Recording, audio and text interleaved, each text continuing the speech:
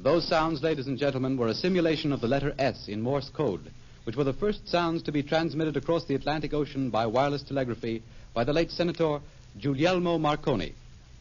This event took place in 1901, and tonight WOR and the Mutual Broadcasting System brings you this program as a tribute to the memory of the great Italian inventor and scientist, whose death this morning is an irreparable loss to the entire world. On this memorial program, we are to have the privilege of hearing from a number of gentlemen prominent in the wireless and radio communications fields that have brought to their present high development by Senatore Marconi. These speakers will be introduced to you during a chronological narration by Charles Benford, a new radio commentator to the Mutual Network. We now present Mr. Benford. The story of wireless contains some very interesting and dramatic episodes. The history of mass communication by sound, of which radio is the latest development, goes back to prehistoric times, to the days of signal drums in ancient Africa, the town crier of our Western civilization, the firing of signal guns, and so forth. And coming down through the years, there were discoveries in the nature of electromagnetic radiation and the sending of electromagnetic energy through space, and many more discoveries, too numerous to mention at this time. But nevertheless, Senatore Guglielmo Marconi is regarded as the father of radio. A young man in his early 20s, in the year of 1896, after experimenting on his father's estate in Italy, he went to London and convinced British scientists that he actually could send a message through space.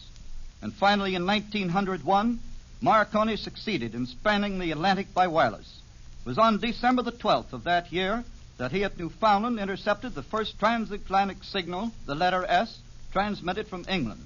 And then, continuing with his experiments, on December the 17th, 1902, Marconi transmitted the first west-east transatlantic wireless message from Glace Bay to England.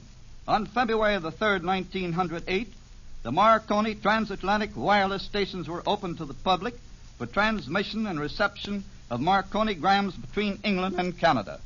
Thus far, chiefly commercial in aspect, but now for the real true value of Marconi's great discovery. On January the 23rd, 1909, the steamship Republic collided with the steamship Florida off New York Harbor, and Jack Binns, wireless operator on the steamship Republic, flashed CQD, now the well-known SOS, and this signal summoned rescuers, which proved the value of Marconi's discovery in time of disaster at sea. And now the voice of Jack Binns. No greater honor can be bestowed upon any man than the quality of the achievements he bequeaths to posterity. Marconi is dead, but his work will live forever. His youthful genius brought out of the unknown the very means which now brings you these deserved tributes to his memory. How much better is the world because Marconi lived in it. His discovery, the result of many years of patient, dogged effort, has brought a greater measure of safety to humankind. It has eliminated the old perils of the sea and made the air a reasonably safe medium of transportation. It has brought to millions of people a source of education and entertainment that will profoundly change the social structure of the world.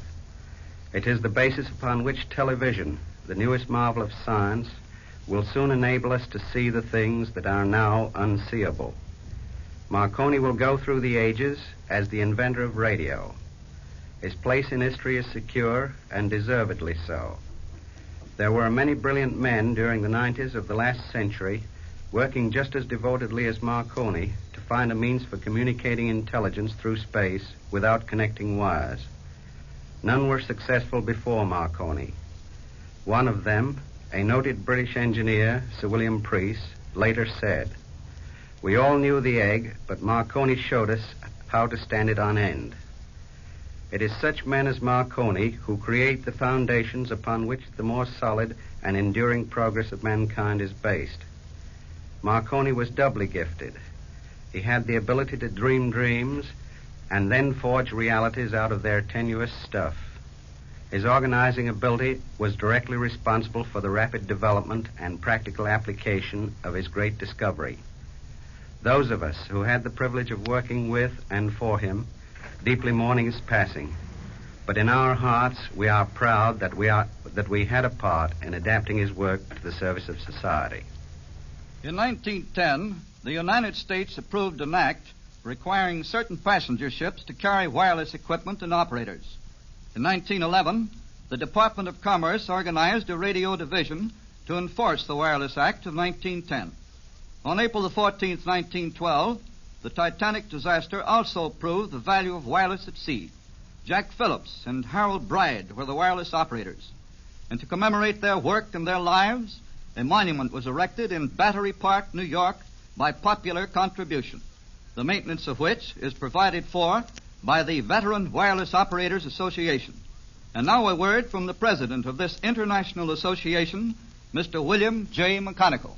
6 years ago, on December 12, 1931, the president of the Veteran Wireless Operators Association spoke over this station in conjunction with the worldwide broadcast commemorating the 30th anniversary of the conquest of the Atlantic by wireless communication. We were then privileged to present Senatore Marconi with a special gold medal of our association. Tonight, I am here to inscribe his name on the perpetual roll of honor of our association and to pay our last respects to our late beloved member, Guglielmo Marconi, wireless veteran number 1. Any tribute, however great, that we might pay at this time would be small by comparison with his accomplishments. From that first day in 1895, when Marconi achieved the first successful transmission of intelligence by wireless communication, he continued daily active, improving and perfecting the new communications medium. It must have been a source of profound satisfaction to him to have lived to witness the magnificent progress of his youthful hobby to one of humankind's most useful instrumentalities, radio today. Marconi the man is no more. His spirit and achievements will live on forever as a guiding star to posterity. Scholar, soldier, statesman, scientific genius, his name will be recorded in history with other immortals who, like him, devoted their lives to the interests of humankind. On behalf of the Veteran Wireless Operators Association, I extend deepest sympathies and condolences to the members of his family at the loss of a devoted husband and father, to our fellow men at the loss of a celebrated inventive genius. In 1913, a Safety at Sea conference was held in London, at which wireless was the main topic for consideration. In 1914, the California Honolulu Wireless Service was opened by Marconi Wireless Telegraph of America.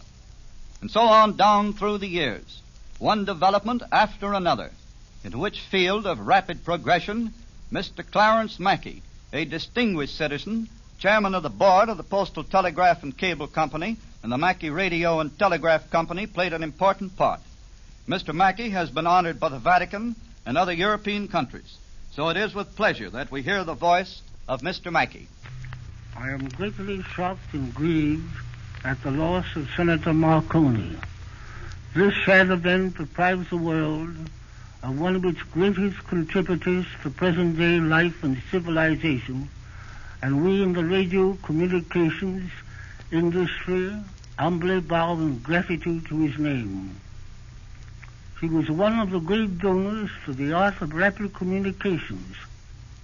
The telegraph means Morse, the telephone means bell, and radio means Marconi. They gave us our three great branches of service. They are our three greatest names, and they are immortal. And now Marconi is gone. I am extremely proud to have known Senator Marconi as a personal friend for many years. No man ever more richly deserved the homage of the world. He was a strong, lovable personality.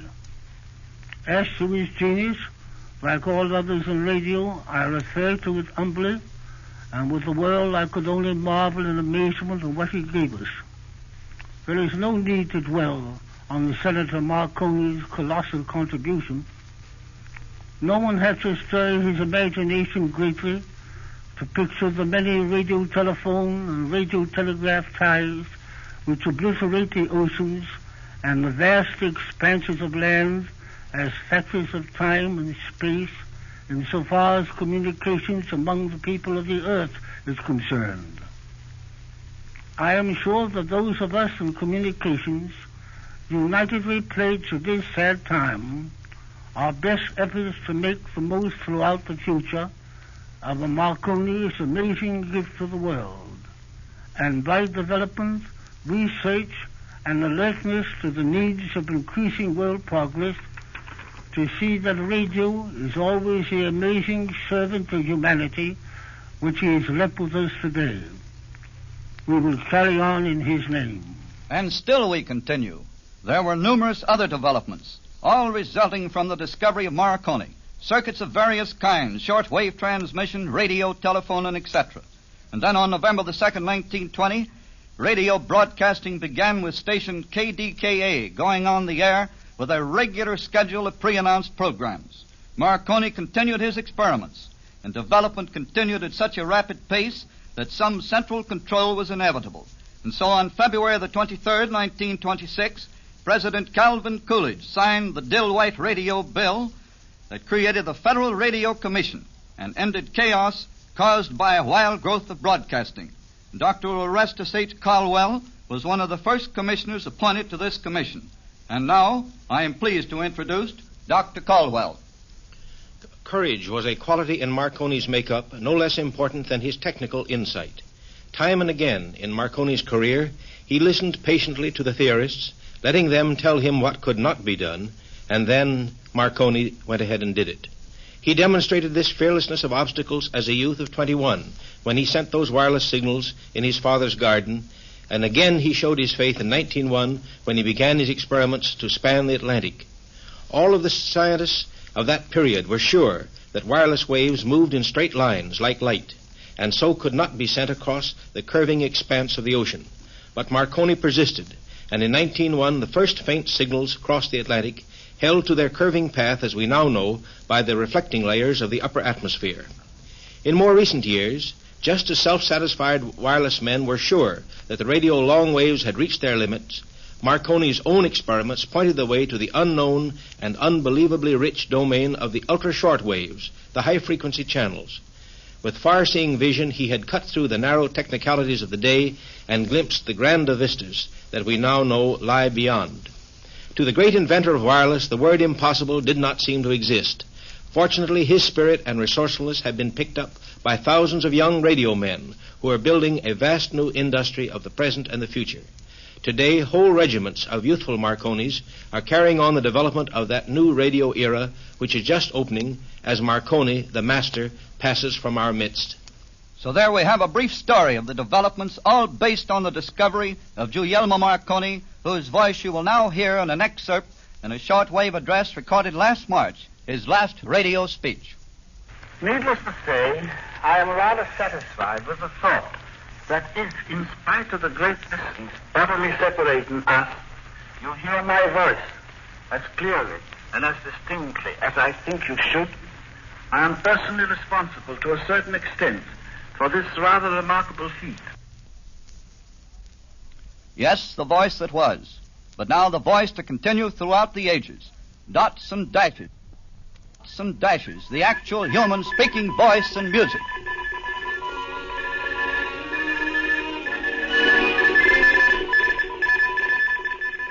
We now bring to a close this special program offered by WOR and the Mutual Broadcasting System as a respectful tribute to the memory of this great man who only this morning passed away.